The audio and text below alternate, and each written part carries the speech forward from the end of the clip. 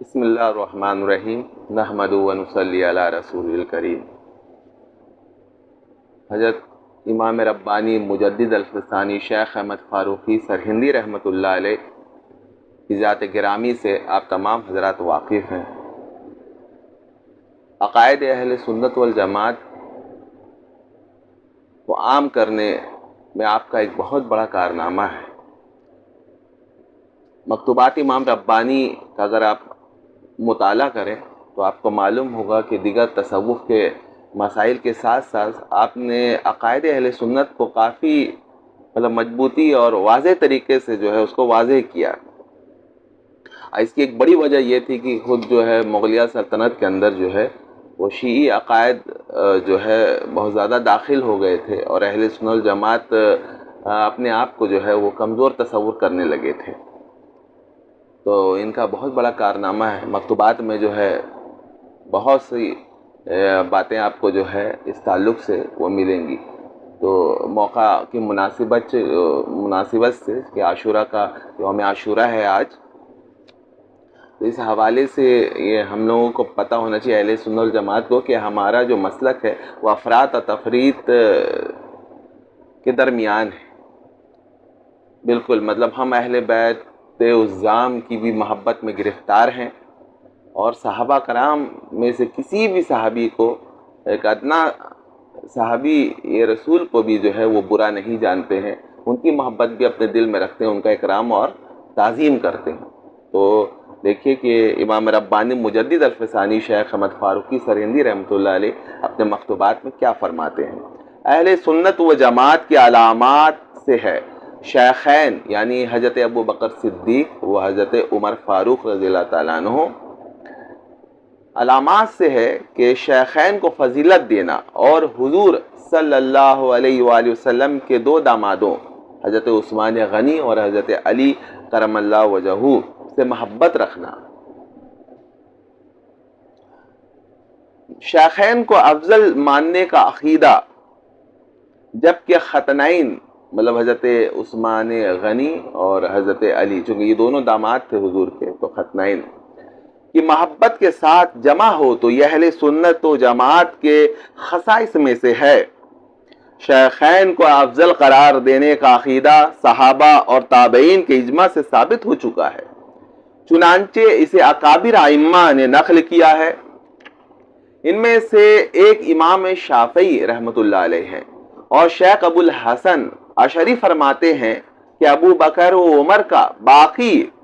امت سے افضل ہونا قطعی ہے، اور حضرت علی سے بھی تواتر سے ثابت ہو چکا ہے کہ آپ نے اپنی خلافت و حکومت کے وقت ایک بہت بڑے گروہ میں فرمایا کہ ابو بکر و عمر رضی اللہ عنہم اس امت میں سب سے افضل و بہتر ہیں، جیسا کہ امام ذہبی نے کہا ہے۔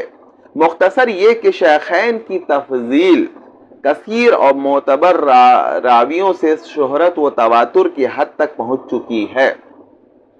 اس کا انکار یا از راہ جہالت ہے یا از راہ تعصب۔ جلد 2 مکتوب نمبر 36 صفحہ 1020۔ یہ جو ہے تفضیل کا معاملہ، اس میں جو ہے بہت سے ہمارے اہل سنت و جماعت اور بعض فرقے کی صورت میں اور بعض انفرادی طور پر جو ہے وہ چونکہ وہ مطالعہ وہ زیادہ وسیع نہیں رکھتے، اور ہمارے اکابر اہل سنت والجماعت سے بھی کما حق و واقف نہیں ہے، وہ ذرا ادھر ویڈیو وغیرہ اور یہ سب دیکھ کر بس وہ فوراً جو ہے یہ سمجھ لیتے ہیں کہ بھائی وہ سب سے افضل جو ہے وہ حضرت علی ہیں، اور ابو بکر و عمر ان کا کوئی ہے ہی نہیں۔ وہ بہت سے میں خود بھی ایسے لوگوں کو جانتا ہوں جو تفضیل اہل سنت و جماعت میں ہونے کے باوجود بھی جو ہے تفضیل علی کے وہ قائل ہیں۔ مجید فرماتے ہیں حضرت علی کی محبت اہل سنت و جماعت ہونے کی شرط ہے، اور جو شخص اس محبت سے خالی ہے اہل سنت و جماعت سے خارج ہے اور خارجی کے نام سے موسوم ہے۔ اور جس شخص نے محبت امیر میں جانب افراط اختیار کی اور جتنا چاہیے اس سے زیادہ کا قائل ہوا اور اس محبت میں غلو سے کام لیا، اور اصحاب خیر البشر علیہ السلام کے متعلق دشنام ترازی اور تان و تشنی کی زبان دراز کی، اور صحابہ کرام، تابعین عظام اور سلف صالحین کے طریقہ کو چھوڑا، اس نے رافضی نام پایا۔ یہ دیکھیے کہ ہمارا اہل سنت جماعت کا بالکل موقف جو ہے وہ بالکل واضح ہے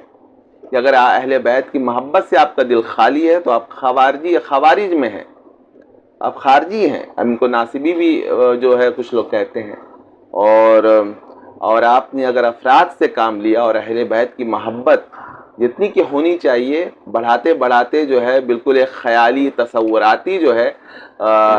شخصیت میں آپ نے بدل دیا، تو پھر آپ جو ہے غلو کی حد تک چلے گئے اور اصحاب رسول صلی اللہ علیہ وآلہ وسلم کے خلاف جو ہے آپ نے اپنی زبان کو جو ہے کھول دیا، دشنام ترازی شروع کر دی، تو پھر آپ کا نام جو ہے رافضی ہے، خواہ آپ کسی بھی جماعت میں ہوں۔ وہ شخص بہت ہی جاہل ہے جو اہل سنت جماعت کو حضرت علی کے محبوں میں سے نہ جانتا ہو۔ مطلب چونکہ اہل سنت جماعت میں بہت زیادہ افراد سے کام نہیں لیا جاتا، تو بعض لوگ جو یہ کہتے ہیں کہ اہل سنت جو ہے وہ حضرت علی اور آپ کے خانوادہ سے وہ محبت نہیں رکھتے، جبکہ اصل محبت اہل سنت جماعت ہی وہ رکھتے ہیں۔ اس میں بالکل جو ہے ایک دم یہ واضح بات ہے، اگر آپ دیکھیں گے تو آپ کو معلوم ہوگا کہ عمل کرنے میں بھی اہل سنت جماعت جو ہے وہ اہل بیت کو دیکھتے ہیں کہ اور باقی لوگ کیا کرتے ہیں، وہ اہل بیت کو جو ہے تصوراتی اور خیالی شخصیت میں بدل کر بالکل عمل سے خالی ہو جاتے ہیں۔ مطلب امام کو تو مانتے ہیں، امام کی نہیں مانتے۔ یہ لوگ جو ہے وہ اگر خود کو محب کہیں تو یہ تو بالکل یہ جھوٹ ہے اور ایک دعویٰ ہے نا۔ محبت کرنے والے تو اصل میں اہل سنت جماعت کے لوگ ہیں جو مطلب ان کو مانتے بھی ہیں اور ان کے پیچھے چلنے کو اپنے لیے جو ہے وہ شرف کی بات جانتے ہیں۔ اور حضرت علی کی محبت کو شیعوں کے ساتھ مخصوص رکھتا ہو، ایسا ہے، بہت سے لوگ بھی سمجھتے ہیں۔ تو حضرت علی کی محبت شیعیت نہیں ہے، یہ آپ سمجھ لیں کہ محبت اہل بیت شیعیت نہیں ہے۔ خلفائے ثلاثہ کی شان میں تبرہ بازی رفض ہے۔ شیعت اور رفض جو ہے، رافضی ہونا، وہ اصل میں اصحاب کرام، اصحاب رسول صلی اللہ علیہ وسلم سے جو ہے وہ دوری اور ان پر جو ہے تبرہ کرنا، اس سے جو ہے تعلق رکھتا ہے۔ اور اصحاب کرام سے بیزاری مذموم و قابل ملامت ہے۔ جلد 2 مکتوب نمبر 36 صفحہ 1021-22۔ مجید فرماتے ہیں، اس فقیر کے والد بزرگوار جو ظاہری اور باطنی علوم کے عالم تھے، مطلب مجدد صاحب رحمۃ اللہ علیہ کے والد صاحب، اکثر اوقات اہل بیت سے محبت رکھنے کی ترغیب دیتے رہتے تھے اور فرمایا کرتے تھے کہ اس محبت کو سلامتی خاتمہ میں بڑا دخل ہے، لہٰذا اس کا بہت خیال رکھنا چاہیے کہ آپ کا دل جو اہل بیت کی محبت میں سے سرسار ہو۔ اہل بیت کی محبت اہل سنت کا سرمایہ ہے۔ مخالفین اہل سنت اس حقیقت سے بے خبر ہیں اور اس متوسط و معتدل محبت سے جاہل ہیں۔ انہوں نے خود ہی جانب افراد اختیار کی ہے، پھر اس افراد کے ماورا کو تفرید گمان کرتے ہوئے خروج کا حکم دے دیا ہے اور اسے خوارج کا مذہب قرار دیا ہے۔ مطلب آپ اگر جب تک جو ہے وہ بالکل نہ شیعوں کی طرح جو ہے محبت کا جو ہے ڈھنڈورا نہ پیٹنے لگے تو آپ پھر جو ہے محبان اہل بیت میں نہیں ہیں، اور ہمارے جاہل عوام جو اس فریب میں آ بھی جاتے ہیں۔ چنانچہ جاہل لوگ اہل بیت کے محب رافضی کو تصور کرتے ہیں، لہٰذا اپنی جہالت کی وجہ سے اہل سنت کے اولیاء عظام کو جو اہل بیت کی محبت کا دم بھرتے ہیں اور آل محمد علیہ وآلہ الصلوات و تسلیمات کی محبت کا اظہار کرتے ہیں، روافض میں گمان کرتے ہیں، اور اہل سنت میں سے بہت سے علماء کرام کو جو اس محبت میں افراد سے روکتے ہیں اور حضرات خلفائے ثلاثہ کی تعظیم و توقیر میں کوشش کرتے ہیں، خارجی جانتے ہیں۔ یہ تو چلن آج ہم یہ دیکھیں، مجدد صاحب رحمۃ اللہ علیہ کے وقت میں جو بات تھی وہ آج بھی منوان جو ہے وہ صادق آتی ہے۔ مطلب آپ کو ڈھنڈورا پیٹنا ہوگا محبت کا، تب آپ جو ہے وہ محبان اہل بیت میں شامل ہوں گے، جبکہ محبت کا جو ہے تعلق وہ دل سے ہے نا۔ دل میں جب محبت ہوگی تو پھر وہ آپ کے جو ہے عمل میں، آپ کے ہر چیز میں جو ہے وہ پھر وہ جھلکتی ہے، اور وہ اس کا جو ہے نمایاں وہ محبت ہو جاتی ہے۔ محبت کا یہ طریقہ تھوڑے ڈھنڈورا پیٹنا، اور جو امام حسین نے جو طریقہ بتایا جس طرح زندگی جی اس سے کوسوں دور رہنا، یہ محبت ہے۔ مجدد صاحب اپنے ایک مکتوب میں مزید فرماتے ہیں، وہ لوگ جو اس امت کے اولیاء کی صحبت میں زندگانی گزارتے ہیں وہ بھی ان رذائل سے نجات پا جاتے ہیں۔ مطلب جو صحبت اولیاء اختیار کرتے ہیں تو ان کے اندر باطنی جو بیماریاں وہ دور ہو جاتی ہیں، مثلا حسد، بغض، کینہ، عداوت، کبر وغیرہ۔ تو آپ دیکھیے یہاں سے مجھے یہ سب کیا وہ چیز نکالتے ہیں، تو پھر یہ بتائیے کہ وہ لوگ جنہوں نے افضل الرسول صلی اللہ علیہ وسلم کی صحبت میں اپنی عمر کو صرف کیا ہے اور دین کی مدد اور تائید میں اپنی جانوں اور مالوں کو خرچ کیا ہے، ان میں یہ احتمال کیسے ہو سکتا ہے کہ برے اخلاق ان میں پیدا ہوئے ہوں گے؟ شاید ان کی نگاہوں سے خیر البشر علیہ وآلہ السلام کی عظمت و بزرگی ساقط ہو چکی ہے۔ اس سے خدا تعالیٰ کی پناہ اور رسول اللہ صلی اللہ علیہ وسلم کی صحبت، ولی کی صحبت سے ناقص تر متصور ہوگی۔ بتائیے کہ اولیاء امت کی صحبت سے لوگ جو ہے کامل ہو جاتے ہیں، کامل اولیاء ہو جاتے ہیں۔ اور کیا رسول اللہ صلی اللہ علیہ وسلم کی صحبت میں یہ بھی تاثیر نہیں تھی کہ مطلب جو ان کے صحاب ہیں ان کے باطن کا جو ہے وہ صاف ہو جائے، تمام طرح کے رذائل جو ہے وہ بھی ہو جائے؟ تو پھر کس کی صحبت جو ہے وہ زیادہ قوی ہے؟ تو آپ دیکھیے کہ آپ جب صحابہ کرام کے تعلق سے اس طرح کی باتیں کہتے ہیں کہ وہ ایسے تھے، وہ ایسے تھے، وہ بغض پالے ہوئے تھے، وہ ایسے یہ تھے، تو اصل میں آپ اعتراض جو ہے رسول اللہ صلی اللہ علیہ وسلم کی صحبت پر کر رہے ہیں۔ اس سے اللہ کی پناہ۔ شیخ شبلی علیہ رحمہ نے فرمایا ہے، جو آدمی رسول اللہ صلی اللہ علیہ وسلم کے صحابہ کی تعظیم نہیں کرتا، اس کا رسول اللہ صلی اللہ علیہ وسلم پر کوئی ایمان نہیں ہے۔ مزید فرماتے ہیں، کچھ لوگوں نے یہ خیال کر رکھا ہے کہ پیغمبر صلی اللہ علیہ وسلم کے صحابہ دو گروہ تھے۔ یہ تصور میں جو بٹھایا ہوا ہے، ایک گروہ حضرت علی کا مخالف تھا اور دوسرا گروہ حضرت علی کے موافق تھا، اور دونوں گروہ آپس میں ایک دوسرے سے عداوت و بغض و کینہ رکھتے تھے، اور ان میں سے بعض لوگ بعض مصلحتوں کی بنا پر ان صفات کو اپنے اندر پوشیدہ رکھتے تھے اور تقیہ کرتے تھے، اور یہ بھی خیال کرتے ہیں کہ یہ برے اوصاف ان میں قریباً